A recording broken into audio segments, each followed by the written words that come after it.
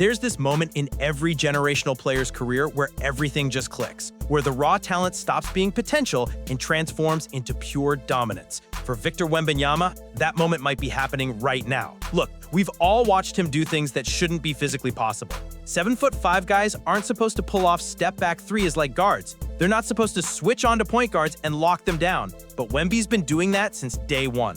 He averaged 24 points, 11 rebounds, blocked more shots than anyone in the league, and NBA general managers voted him the best defender in basketball as a rookie.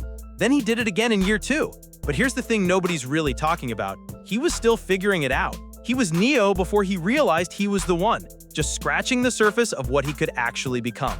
This season feels different though, and it starts with something almost unbelievable. Wembanyama grew. Again, he came into the league at 7'3", now he's officially 7'5". But that's not even the scary part. He packed on 25 pounds of pure muscle, bringing him up to 235, maybe even 245 according to people around the Spurs. That's not just height anymore, that's power.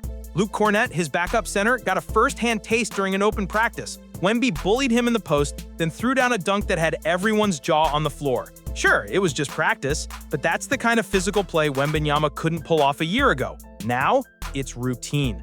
But the real transformation isn't just physical, it's mental. After dealing with a blood clot in his shoulder last season, something that rattled him more than most people realize, Wembanyama spent his summer testing himself in ways that had nothing to do with basketball. He spent 10 days living like a monk at a Shaolin temple in China, shaved his head, meditated, studied discipline in its rawest form. He worked out with Hakeem Olajuwon, who didn't just teach him post moves, he taught him how to move like a big guard. Then he sat down with Kevin Garnett to talk about the mental side of domination, the mindset, the killer instinct. And now he's back, stronger, taller, and mentally locked in like never before.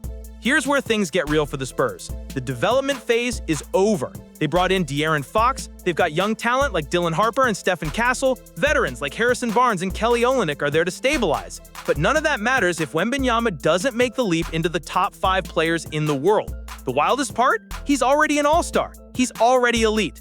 But when a guy like this puts it all together, the body, the mind, the experience, he doesn't just become great, he becomes inevitable.